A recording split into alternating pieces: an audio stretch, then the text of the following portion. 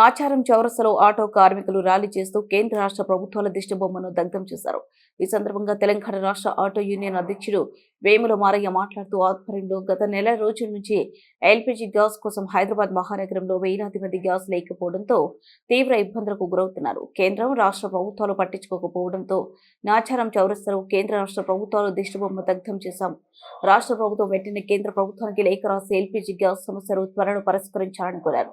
మా ఆటో కార్మికులను ఆదుకోవాలని అన్నారు. ఎల్పీజీ బంక్ ఓనర్లు అధిక ధరలు వసూలు చేస్తూ మమ్మల్ని తీవ్ర ఇబ్బందులకు గురి చేస్తున్నారు.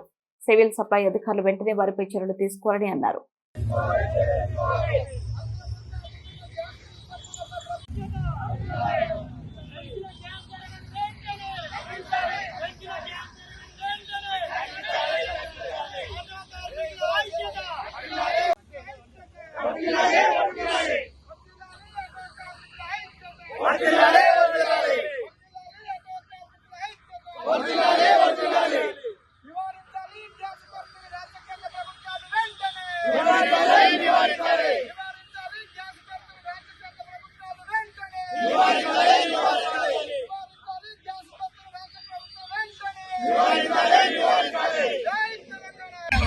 ఎల్పీజీ ఆటో గ్యాస్ కొరత కారణంగా రాష్ట్ర ప్రభుత్వం పట్టించుకుంటుందని చెప్పి నాచారం చౌరస్తలో ఈ రాష్ట్ర ప్రభుత్వం కేంద్ర ప్రభుత్వాన్ని దిష్టిబొమ్మ దగ్ధం చేసినాం.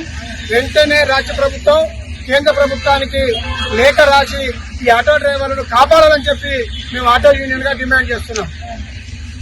అయితే ఎల్పీజీ గ్యాస్ కొరత కారణంగా ఆటో డ్రైవర్లను ఈ రాష్ట్ర ప్రభుత్వం పట్టించుకుంటలేదు, ఆటో సమస్యను పట్టించుకుంటలేదు.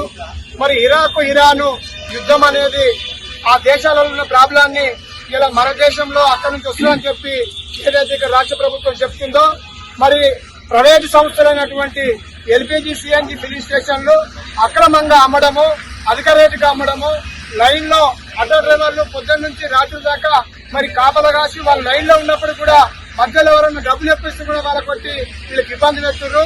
ఇలాంటివన్నీ మానుకోవాలంటే రాష్ట్ర ప్రభుత్వం పట్టించుకోవాలి. ఈ రాష్ట్రంలో ఉన్నటువంటి విధాన శాఖ డిపార్ట్మెంట్ అంతా ఎక్కడ పోయిందని చెప్పి మేము ఆటో యూనియన్ గా అడుగుతున్నాం.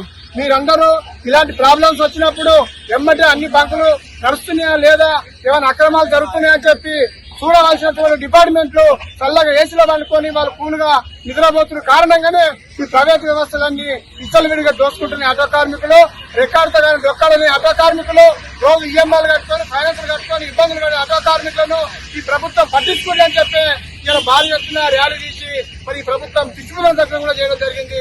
కాబట్టి వెంటనే ఈ ప్రభుత్వం చర్య తీసుకోవాలి ఈ కప్పుల మీద అని చెప్పి కూడా మేము డిమాండ్ చేస్తూ ఈ రోజు కార్యక్రమం నిర్వహించడం జరిగింది.